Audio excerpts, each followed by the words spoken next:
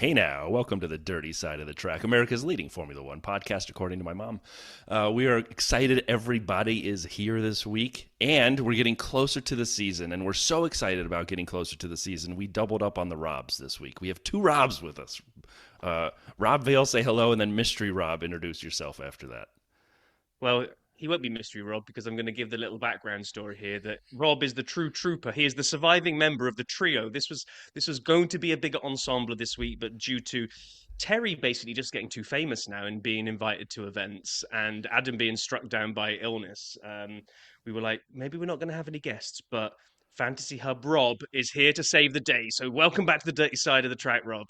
Thanks, Brian. Thanks, Rob. Always a pleasure to be back. I know we've been doing this for a couple of years now, at least. I think you had me on in 2022, the first go around, and it's always a pleasure. I know that's a cliche thing to say, but it's always such a fun time to come back on and chat to you guys. I couldn't agree more.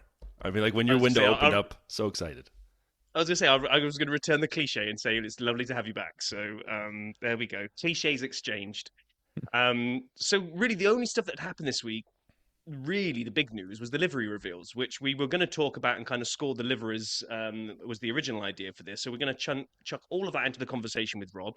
So we've got very light news because outside of liveries, really not a lot happened. Brian managed to find one entry for the video vault. Then we'll jump into an update on just what everyone in F1 is talking about, our dirty side February F1 Fantasticness bracket. And then we'll jump into a conversation with Rob where we'll kind of pull apart, I think, the F1 75 event, thoughts on liveries, thoughts on the coming season, and of course, thoughts on fantasy. So if that sounds like a plan, gentlemen, shall we jump in? Let's do it. So as Rob, Dirty Side Rob said, F1 75 this week, we will hold most of that as we open up with Fantasy Hub, Rob. It was fun. Again, we'll break it apart. I'm happy they did it. I watched it on replay, but I know a lot of people hated it. Yeah, we have one hater on here so far. We'll get Fantasy Hub Rob's opinion. Sap liked it. But there were a couple pieces of news we want to hit really quickly because one of them may be a rumor. We'll find out. We'll see if we have to get in the chopper. But first off, Red Bull's former title sponsor, Bybit, B-Y-B-I-T. Well, what they did was they said buy to a bit more than bits. They said buy to $1.5 billion in crypto taken from their cold wallet, which apparently offline wallets are susceptible to being ripped off too.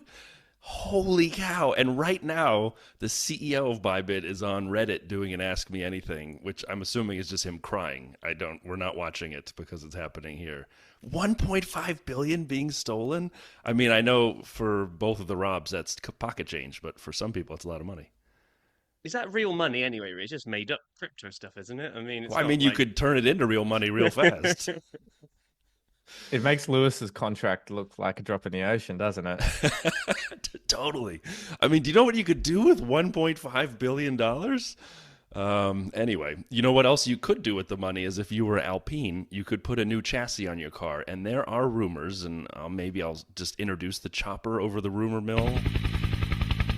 We're not sure this is true. At least I'm not. This has been in the last 12 hours and from two sources that say it is understood that Alpine will have last year's chassis on their car. They're trying to save budget and hashtag not a surprise, focus on 26, which I think a lot of teams will do.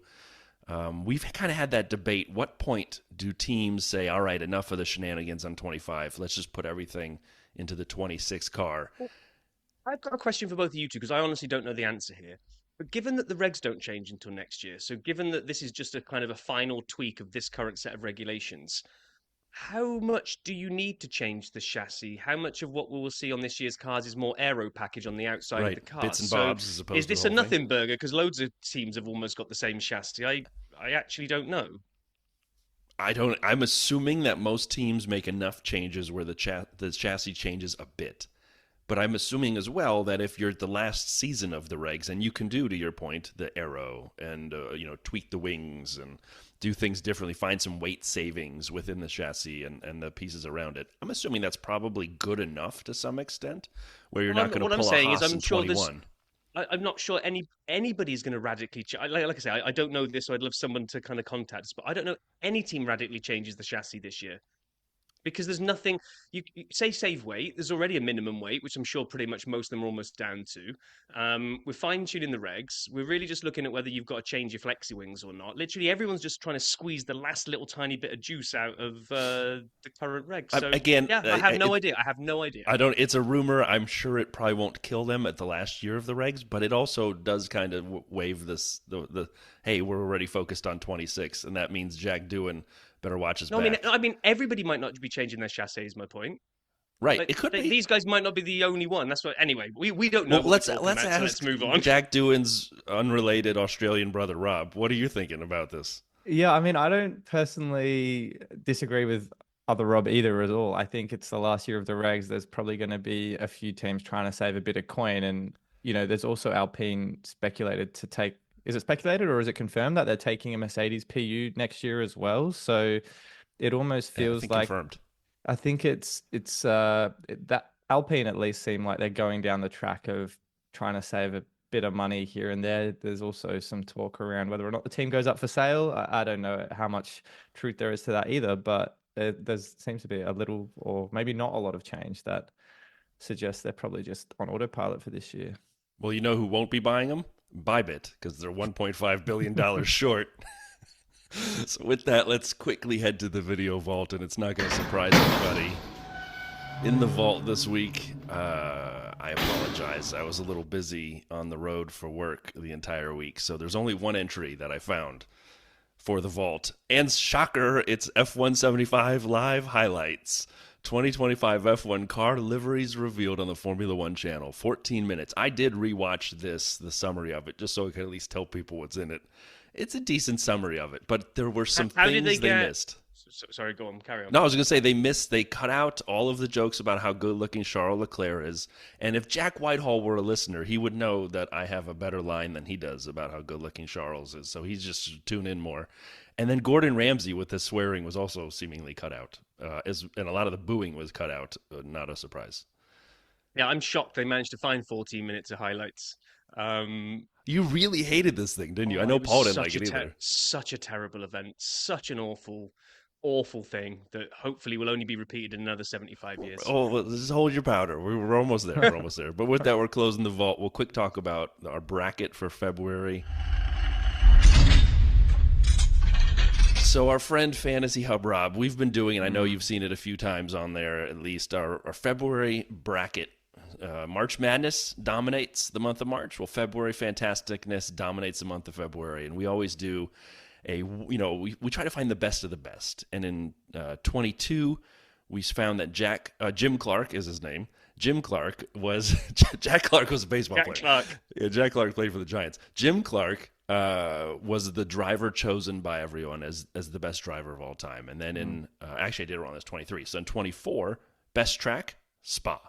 And now in 25, we're finding the best livery, and we are down to 3 of the 4 semifinalists being voted into that point. The Lotus John Player Special with the fabulous black and gold livery. The McLaren MP44, the Senna 93 with the Marlboro on it, just an amazing livery. We have the Jordan Bitten and Hisses from 97, that yellow with the snake. Just a tremendous livery. And right now we are in the 4th and final semifinal spot being put together. The Williams FW14 of 92 and the Lotus 99T of 87. The Lotus is that yellow with the blue camel on it. Interestingly, the Williams also has near the airbox at the top a camel logo. It's Clash of the Camel. Camel's going to win. We're going to have a camel. We're going to have a John Player Special. We're going to have a Marlboro. And we're going to have Benson and Hedges. It's basically the cigarette battles. So last week we did the review of the second round and kind of said where we were surprised on things. So as Brian has just said, who's kind of where on all of this. But Lotus John Player Special, I thought was going to wipe the floor with Jordan 7-Up. I thought it was going to be like an 80% win. That was 52% victory, wasn't it, for John Player? Jordan 7-Up nearly took a spot. Whereas in the other one, well, McLaren, the Senna McLaren, it just basically breezed through. And Bitten and Hisses actually was closer than I thought it was going to be. I didn't actually think the Rondini was going to actually really survive that one at all. I didn't but either. It put up a decent fight. Now, where we are right now, unless there is, people get out there. Although by the time you hear this, it'll be over, so don't worry about it. But unless there's a huge reversal in voting trend at the moment, then the Williams is on an easy course through to meet that Jordan. So we'll be down to, I think, the Williams, the Jordan, the John Player Special, and the McLaren Senna. That's 4 liveries right there that I actually don't care who wins out of those 4. Any one of those 4 is a sweet, sweet livery.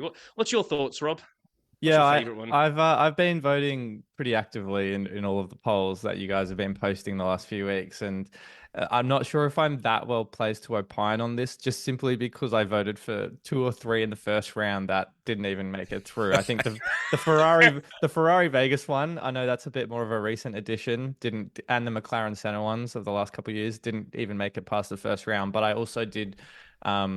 Vote for the Jordan 7 Up, which very much wiped the floor against Braun in that first round. But again, it didn't really stand much of a chance against the Lotus JPS. So it was close at 52-48. 52, I mean, yeah. that is. I'm with you though. I mean, I was the way we put these together. I put the Ferrari Vegas in. I think I did, and I definitely put the McLaren Senna in. That Monaco, man, that thing is sweet. And I'm not just saying that because I have it sitting here on my desk that I always look at while I'm working.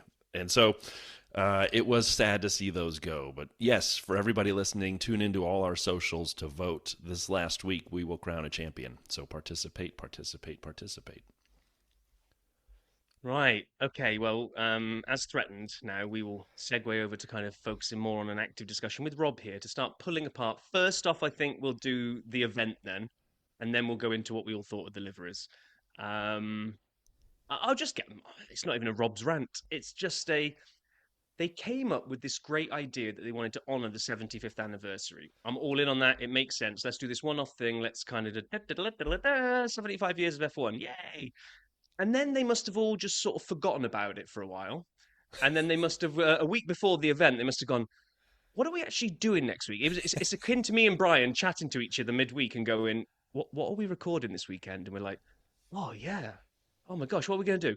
I don't know. Someone book some music, someone find a comedian, and then let's just like rattle all the teams through as fast as we can, giving them like a couple, 5 or 6 minutes each, and everyone will be so happy to see the new liveries. They'll all cheer and everything will be great. Plan? Yeah, do it. It just, I don't know. It just didn't hit no plus side for me. What do you think, Rob? Yeah, that's interesting because I probably share a very different view. I wouldn't say I was 100% in love with the event, but I certainly think it was a nice change up from what otherwise could have been a very boring F1 TV panel discussion for 2 hours, which True. I think, which, I agree. I don't necessarily think the musical acts were all that fantastic, and it was quite funny.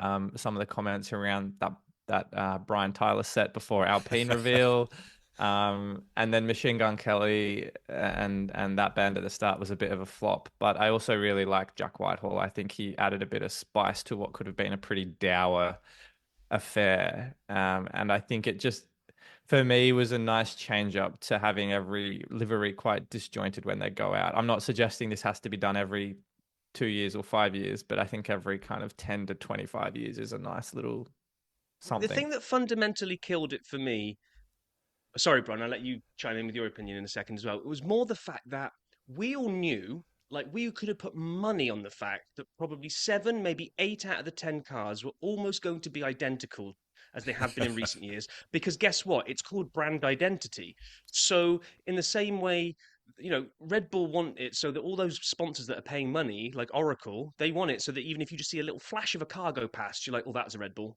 Because they want that brand identity. So they're never going to go too far. You're going to maybe get some slightly different placement of sponsors or a nice little splash of colour somewhere else. But you're basically going to get a Red Bull that looks like a Red Bull, a green Aston Martin, a red Ferrari, a papaya McLaren. And you are, right?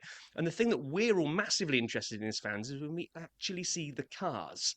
So if they could have cajoled the teams this year into making it the car launch for the 75th anniversary, I think you would have had a much less of a damp squib because they go, let's have a look at the new McLaren. Da-da-da-da! It's last year's car. Here's the Red Bull. It's last year's car. So almost every reveal just fell flat because it was always going to. Anyway, Brian, what did you think? Come on. I liked it. I did like it. I thought Jack did a great job. I mean, he's dealing with what he's dealing with, right? You know, not a lot of the drivers are going to come out there and say something crazy or do something crazy. And a lot of them, as he said, he wasn't even able to talk to most of them because I think that was in the rules. Each team had 7 minutes. The teams chose what they did with that 7 minutes. I'm sure they had parameters. Like the Red Bull racing thing, you know, the car culture. Yeah, that I didn't give a crap about that. And then Max walked out and didn't say anything, right? So like you could tell there were certain drivers like I don't want to say anything. You know, they rehearsed. I loved I loved the racing bulls with the guy who was like sort of emceeing that part, making fun of how short the two drivers are and how saucy they are. And I get over here, Yuki, move those legs faster. I mean, like I enjoyed that. And so for the teams who kind of leaned in and allowed their drivers to participate, the team principals to participate, I liked it. For the teams that just wanted to show up and say they checked the box, that's fine. I loved McLaren brought all the old cars. I loved it. And so, like, and then when they came all out on the dais at the end, and all the teams were out there with the drivers, I love that too. So, was it better than nothing? Yes. Will I take it? Yes. Could it have been better? Yes. But Jack's jokes in the beginning, I think, were getting as close as he was allowed to get to being, I don't want to say confrontational or controversial, but I loved it when he was joking with George and Max and where they were sitting, and you know, I thought he did a good job with what he was given. Yeah, I agree. I think he either is a fan and knows the personalities of all the drivers, or was very well researched heading into the event. I don't think he was a knee-jerk decision by any means to host the event, and I couldn't tell you when they agreed to bring him on, but I thought it was a nice touch, and I think it just added a bit of spice and personality to again what could have been quite monotonous if we just had any F1 TV personality host the proceedings for 2 hours. So I suspect that was one not overarching positive, but I think Yeah. most people I spoke to seemed to think it was a positive more than a negative. So, but it is obviously divided. And speaking of divided, the last thing on the event, I loved it when they booed the FIA. I was booing from my couch. I'm like, yes, the FIA sucks. You know, I'm like, your rules are horrible. You're trying to turn into the evil empire. I was booing. And then when Pirelli showed up on the screen a second later, no one knew what to do. And all of a sudden they started cheering because it's the opposite of booing. Who cares about tires? Everyone loves them now because round of applause for Pirelli all of a sudden. And then the one thing I will say, I wasn't wowed about some of the booing of Max. I know No, that's just not needed. I recognize it's in London, and you got Lewis fans, and the Max Lewis thing will live on forever. And so Max got some booing. I thought that was not needed. Other than that, I loved the rest of it. And again, I'm not saying it was great, but I'll take it, you know, rather than not. I see each to their own. I'm just happy that I will quite happily just look at the pictures of the livers afterwards and feel like I missed nothing. But I forced myself to go watch it. I didn't watch it live, and then I forced myself to go watch it. And at least I had the ability to just kind of like skip bits and just go, oh, this is just awful. Save Anything, Fantasy Hub Rob, anything stand out for you of the deliveries that you liked? Obviously, there weren't a ton of changes, but of the changes that existed, did anything grab your attention?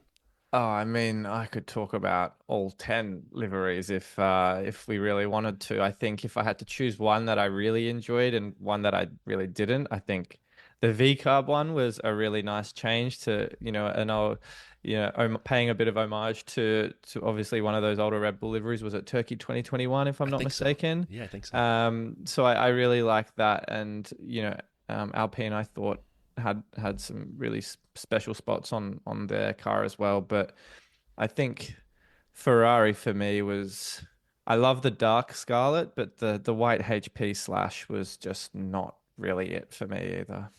Yeah, So they tried to, I think, emulate. Like, I'd agree with you, right? And when I said like 8 of them probably weren't a surprise. The only 2 that I would say that are any different is the ones you just said, right? So I think Visa Cash App sorted out their weird.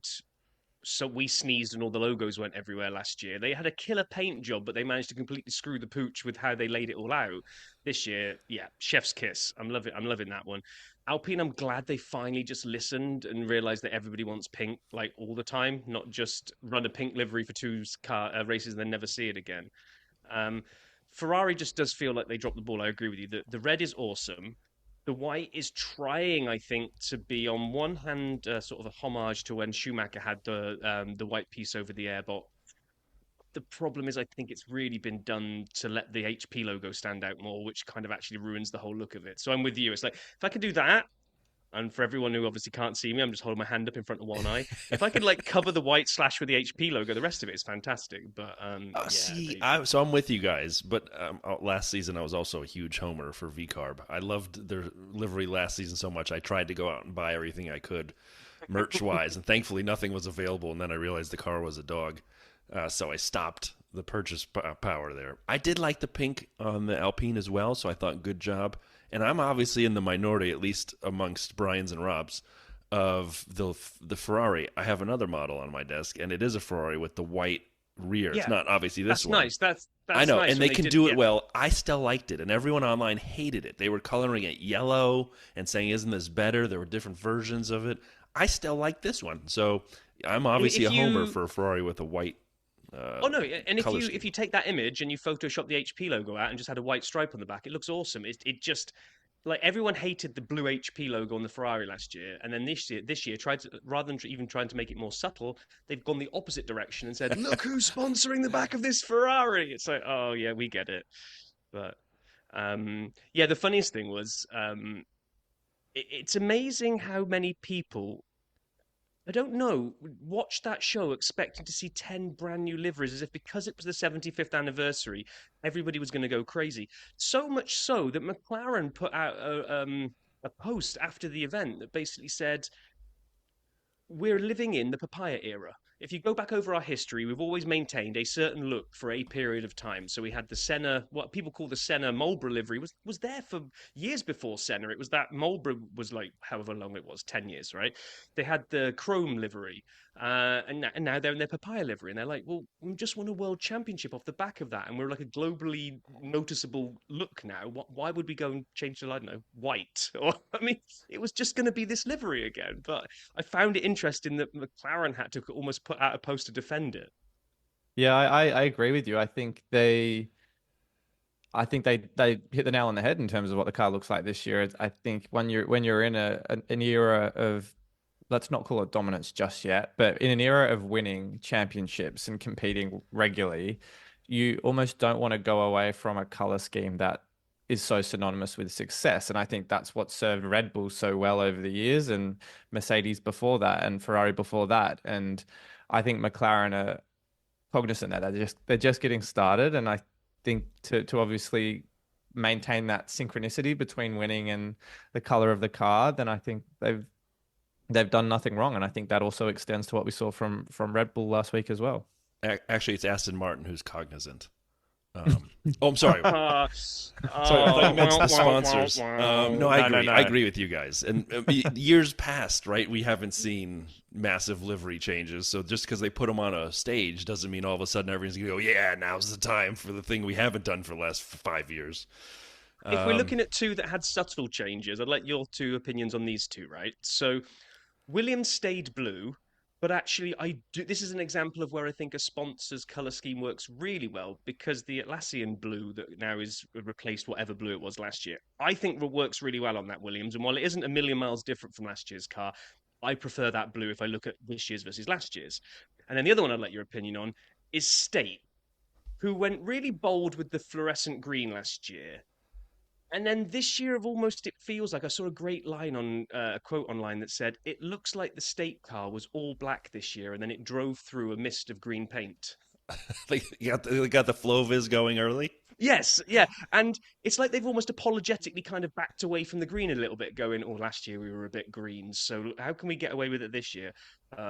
Let's just like blow some green onto the front of the car and see where it lands." Anyway, go on. What do you guys think about those two? Start with Rob, being as he's the guest.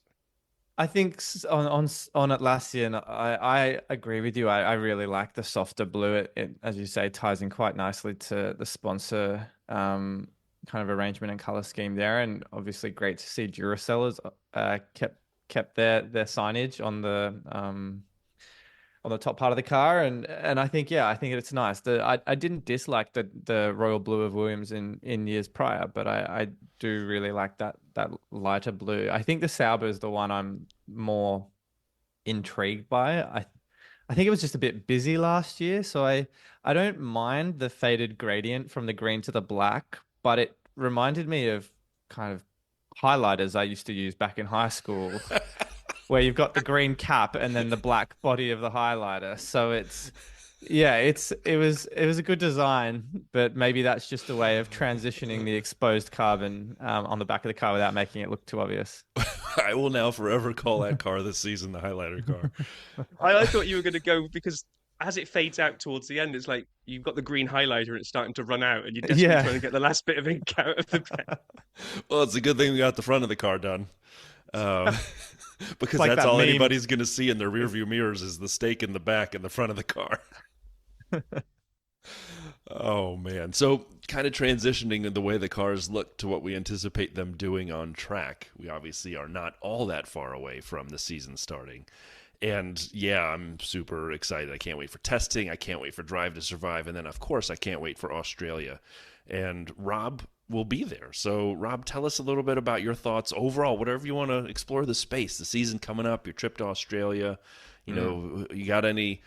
Rob, Dirty Side Rob and I are in a really big battle on who's going to finish ahead in the driver standings, Charles or Oscar. He's an Oscar and I'm a Charles guy. So, love your thoughts on that. But tell us what you're thinking. I mean, I was listening to the other week your episode on the night at the Dirty Side Casino and the kind of combinations you guys had for your blackjack and whatever the other games I think you guys had on. But I felt like Oscar, popped up a couple times there, and I think I've got to be optimistic for him heading to Australia. It'll be great as well to be in Australia for what is my home race, and having Oscar, I think now at a point in his career where he can compete for races week in, week out. So yeah, holding out hope that he can come away with a victory in Australia. But I think every Lewis Hamilton fan is going to hate me for saying that because I'm sure they'd all love to see a win in his first race there. But in terms of what I expect for the season ahead, I think I'm with you, Brian. Who you said you were angling for Charles this year? Yep. Maybe Yeah. not to win it all, but to at least place ahead of Oscar. Yeah, I think for me, again, I have no idea because we're obviously talking before testing what Ferrari is going to look like in the Bahrain shakedown, but I'm quietly optimistic that this will be a breakout season for Charles. If he doesn't win, he'll certainly be closer to winning the championship than he's ever been in years prior. So, Rob, Dirty Side Rob, you've been replaced. I've offered Rob that spot on the pod many times. He's never taken it because he's too kind to you. But we really don't need Vale anymore because he brings nothing to the table. Just maybe a dash of realism. I'm just a jaded Ferrari fan. Like I've said on many, many times, nothing will make me happier than to be wrong about my prediction because it would mean a Ferrari's done well. But I don't know. They've just flattered to deceive too many times recently, and they've just got to break out of. Both them and Mercedes have just fallen into this podium syndrome where every race they're probably likely to podium third, I'm going to say, and then they go or even second, and every now and again they'll surprise us all with a win. But if either Ferrari or Mercedes are going to kind of do anything this year, they've got to break up the repetitive wins of, say, McLaren and Red Bull, because that's what really happened last year was that it was Max, and then it was replaced by both the McLarens. And every now and again, we would get a winner pop up from somewhere else, which gave us an amazing season of all these different winners. But if you take a step back and obviously look where all the wins were coming from, that's where McLaren won the constructors. So Ferrari and Mercedes are really, really close based on last year. This year, for me as a Ferrari fan, just need to see them just up a little bit and be in the conversation for a win every race, not when the track suits the car. So, Fantasy Hub Rob, who do you see coming out on top of Lando? And again, we haven't seen testing, but at least they're in the same cars. Lando and Oscar, Charles and Lewis. Who do you see coming out on top of those two battles? I think at McLaren, I'd need to see more from Oscar consistency-wise to think he's in with a chance of really beating out Lando over a full season. We obviously saw those incredible glimpses from him in Baku last year and I mean Hungary as well. I still think he was a deserving winner, even though there was a bit of controversy that overshadowed that. I'm with you. And, I think Oscar made huge strides forward last year because with that tire management and I think just an improved car gives him more of a chance to compete each week. But I really need to see that over more than just a half dozen races to think otherwise. And then I think Ferrari's going to be a lot closer, but I think Charles, for me, I've got the inside running on. Sorry, not the inside running. I think he's got the inside running on Lewis for the minute, just because he's comfortable with the car. And for the second half of last year, I'd say Charles was the most consistent driver among all three of the front runners in Max, Lando, and Charles. He was in a clearly inferior car to the McLaren, and certainly compared to Red Bull in the first half of the season, but he looked like he was the most consistent when you take his wins at Circuit the Americas and Monza and such. And if he can just keep that up and the car is semi-competitive, I think he's in with a decent shot at winning. Yeah, I agree. I totally think you nailed it. I mean, if you go back a couple years, he was trying to be Mr. Saturday. He was trying to qualify out of, his abilities, right? He would outdrive the car at times. Sometimes it resulted in a tremendous lap. Sometimes it resulted in him, not even getting the spot he wanted in quali. But when he did, it didn't have race pace. And you kind of saw him just trying his best to throw it up there on Saturday for Sunday. It feels like that version of Charles has matured. And again, maybe I'm reading into it, but it feels like he's become more of a Sunday-focused person. And so he still wants to qualify well, but he knows that's just the beginning, right? He needs his car to be there for him on Sunday. And so I'm excited. I'm buying into the idea that Lewis will figure out what it's like to be at Ferrari, be part of this team, and learn how to work there. And it'll take him a little time to kind of get settled. And so I'm using that little buffer window to say maybe Charles doesn't have that, and he comes out of the gate hot. And I think it could be quite even between them by the end of the year. But I do think Charles beats Lewis head to head, and I am with you. I think you nailed the reasons why. That I think until proven otherwise, Lando is still probably ahead of Oscar. But I think we all agree, Oscar's right in his rearview mirror, and Lando's got to watch out because Oscar is supremely talented and getting better every year. I don't know, Vale, what do you think? You know what I think. I think this is the make or break season for Charles Leclerc. If he can learn how to be a bit more ruthless, and that this year we don't hear upset radio messages, whining like a little baby at the end of a race saying, "Oh, why didn't you listen to me? Why didn't you do that? Why didn't you do the other?" If he can maybe be spurred on by the Lewis Hamilton presence in the other side of the garage, then we could see the emergence of the real Charles. But I have to be consistent. I've said this before, that my gut tells me he won't ever be a world champion because he doesn't have that in his makeup. I will still stick to, I think Oscar Piastri has that in his makeup.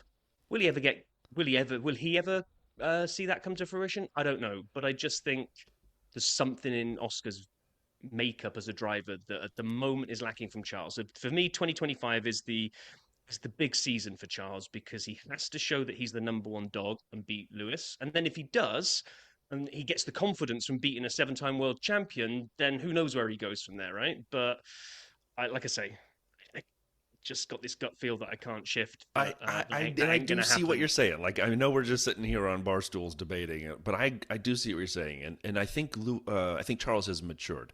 Because a couple years ago, Paul Ricard, you remember he was in clean air pushing too hard, and he ended with this. No! Right? Exactly. But then you talk about what's the opposite of no? It's this, when Oscar won his second race. This is all he said in the car. Yes!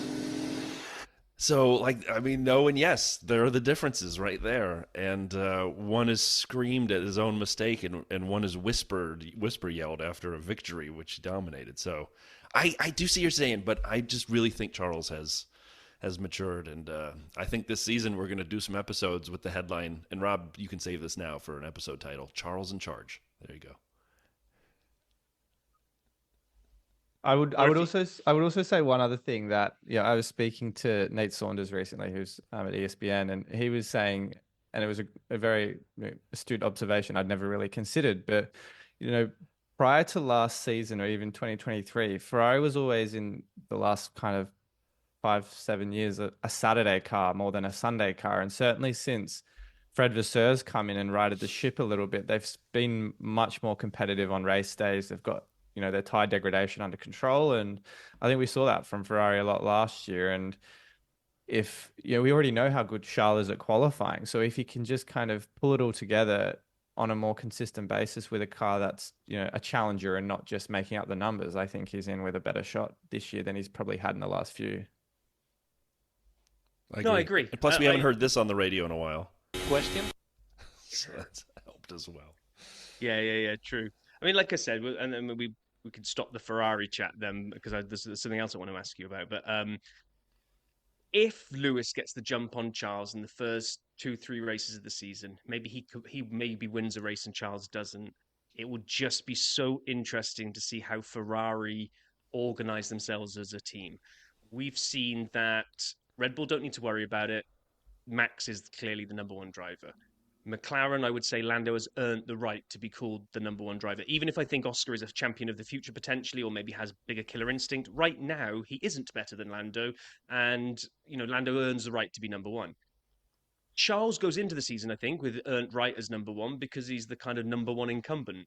But it'll just be, oh my gosh, if Lewis's mission is going to be to make it a very difficult decision for Ferrari. That's all I can say. It's just going to be interesting to see how that all plays out. Nothing would thrill me more than it's an epic Lewis versus Charles for the Drivers' Championship fight and Ferrari sweep everything. I mean, that is Fantasyland for me. And then Charles wins the World Championship and beats Lewis. And I have to come on here and eat humble pie because I was wrong. And I won't care. I'll be grinning from ear to ear. But yes, right. Okay, so enough Ferrari chitter-chatter. Where do you see, because Brian I think it's Brian, did you put Haas as fifth in the constructors when we did the predictions? I did. So, Rob, where do you see, and we can kind of almost maybe start segueing into some sort of like fantasy conversation here as well. As you start looking ahead, I don't think we know the rules yet or any changes to the game. I just went on the page yesterday and it was still the 2024 wrap-up. So there's no news on the new 2025 game yet. But for value for money as Haas drivers, do you see them making a jump up because they are now a challenger for that fifth spot? Or do you think they're still going to be kind of down in the cheaper end of the spectrum? Where do you see Haas placing at the moment?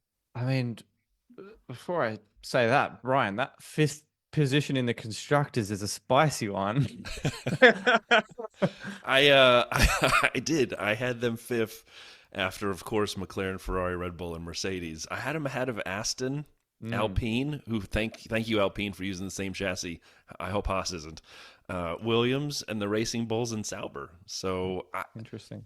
I don't know. And you got to look at the drivers. So to the point on fantasy, value for money. I don't know. Yeah, fifth. I'm crazy. So. No, I mean, I don't think it's completely irrational. I think if we're looking at them in isolation in the fantasy world, I think they'll be very interesting, to say the least. Ollie raced 3 times last year and averaged almost 15 points per race. Obviously, one of those was in a Ferrari, but right. That kind of production, even for a Haas, is pretty good, all things considered. And I think there's a lot of excitement around him, not just as a fantasy driver, but as a rookie on the grid. That's clearly demonstrated in F2.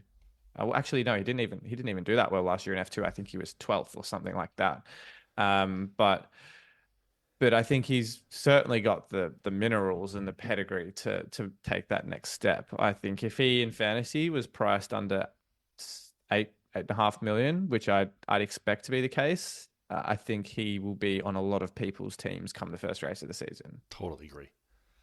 And what about then? Oh, sorry, go on, Brian. I was going to say, so are there teams that you see, for drivers of those teams being the good bargain, the tiers, the lower tier that you have to use if you want to get a couple top tier guys? Last year, everybody was like kind of trying to figure out, could Joe give you points? Could Valtteri? Then Colapinto came in. Everyone's like, thank God, and we found somebody. So, I mean, I'm kind of curious, as you look at these rookies who I'm assuming most of them, maybe not Antonelli per se, but I'm not counting Lawson, even though I guess he's a rookie, but he's been around a while. But if you look at some of the others, especially, given the teams they're in, is Ollie the one that you just highlighted, one of the ones you think will be a good value in that lower tier?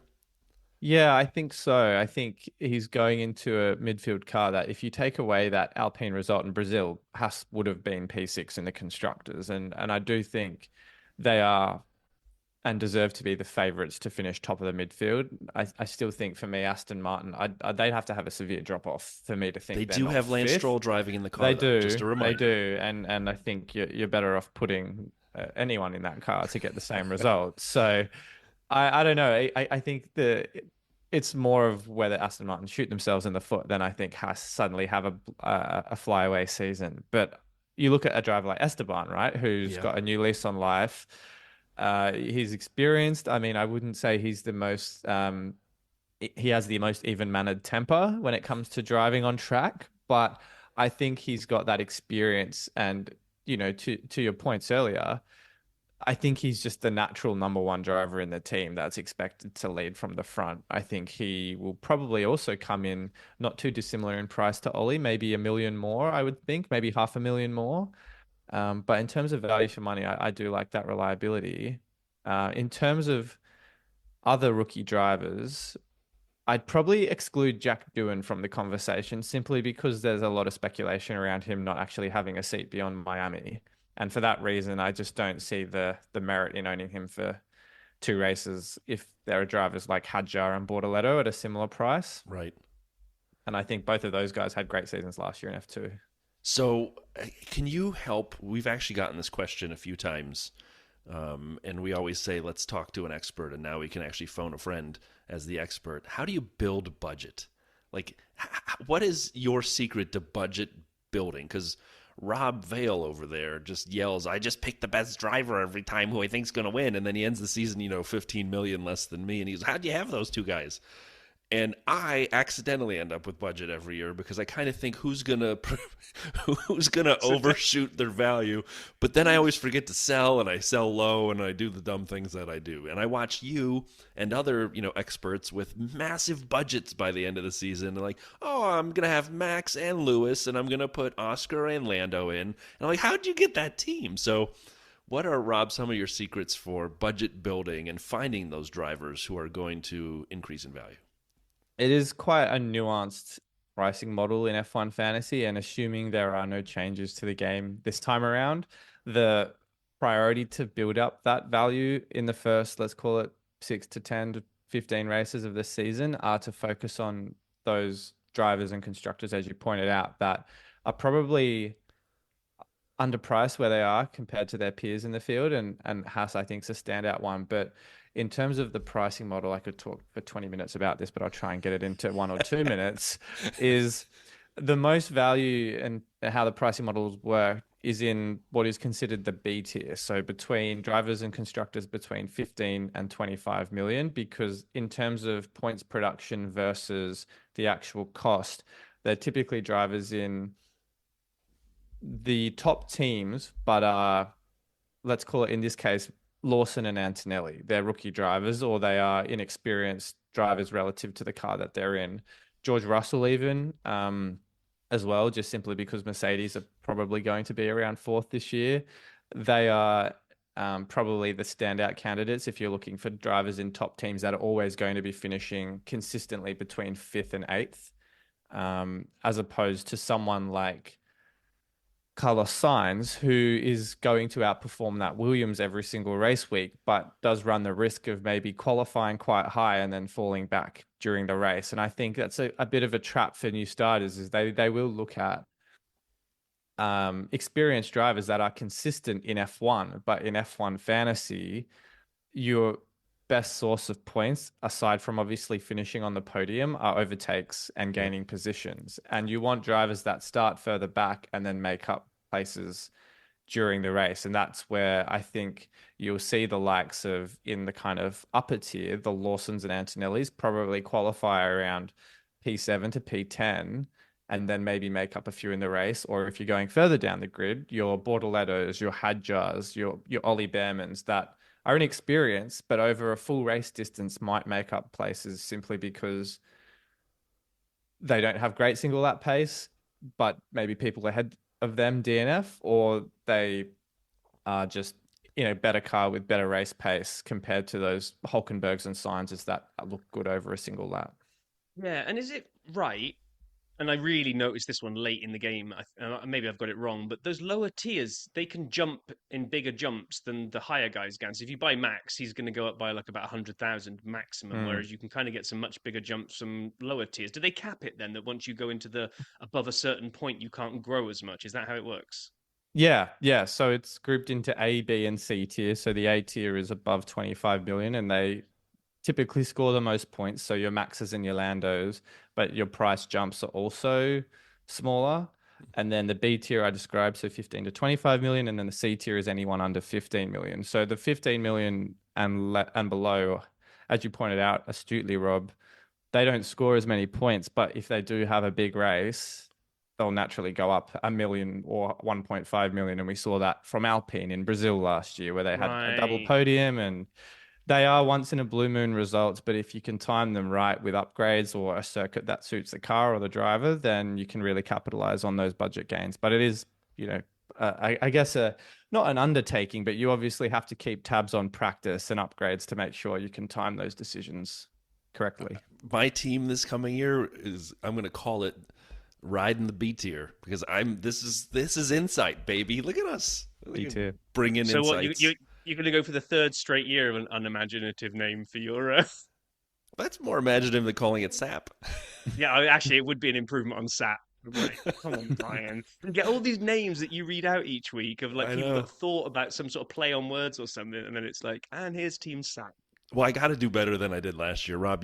Fantasy Hub, Rob. You kind of said this towards the end of the season, and every week, I'm always watching your thoughts on what to do for the weekend ahead. And towards the end, you had, and I don't remember where you were saying this, if it was on your Twitter or on your YouTubes and things like that, but you said you were kind of looking for the season to end. Like, it had not been your favorite season for your performance. Yeah. And you were like, I'm looking for a fresh start in 25. And you said that towards the tail end of the season. And I thought, totally, brother. I was thinking the same thing. I had some real stinkers along the way, that whether DNFs or double DNFs, and people, I'm like, oh my God. And the driver of the day thing was just, people were going up wild with getting drivers of the day over and over. And I just finally was like, just let the season end and let me start over in 25. So I don't know if I'm putting words in your mouth, but for me, I'm excited for the season to start with a fresh slate.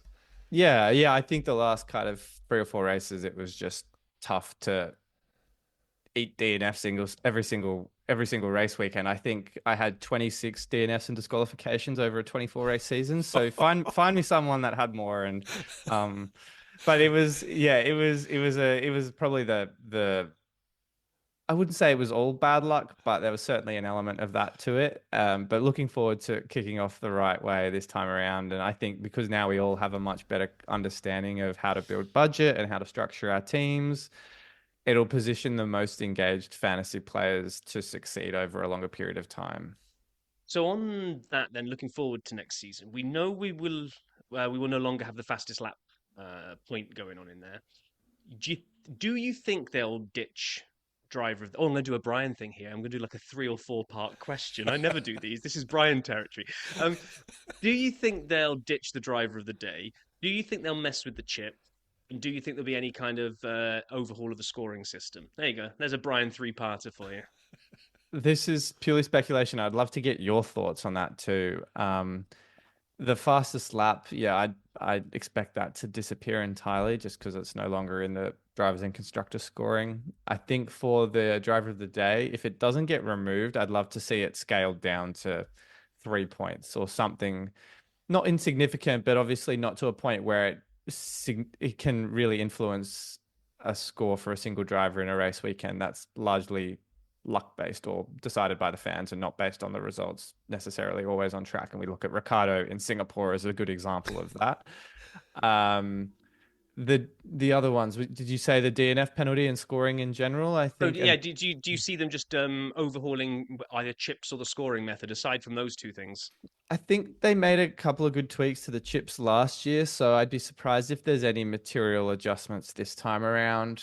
I mean, the final fix was a bit of a crapshoot last time with timing it correctly, but there's nothing that's materially needing an update in the chip department. And then scoring, I think the biggest gripe for a lot of people in the F1 fantasy community was the DNF penalty, where if your driver or constructor doesn't finish the race, it's minus 20 points, which if you look at a midfield or a backmarker driver like Alex Albon, he had 7 DNFs, but rarely scores above 5 to 10 points a race. Like a minus 20 is much more significant to his score than someone like a Max Verstappen, who will typically score 30 points, and a minus 20 is, not as severe, put it that way. So I'd like to see that maybe scaled down a bit, but otherwise scoring, I think actually when we spoke last year, I can't remember who it was of the two of you, but I think one of you pointed out, the overtakes and gaining positions and points for both of those categories is almost like double dipping. And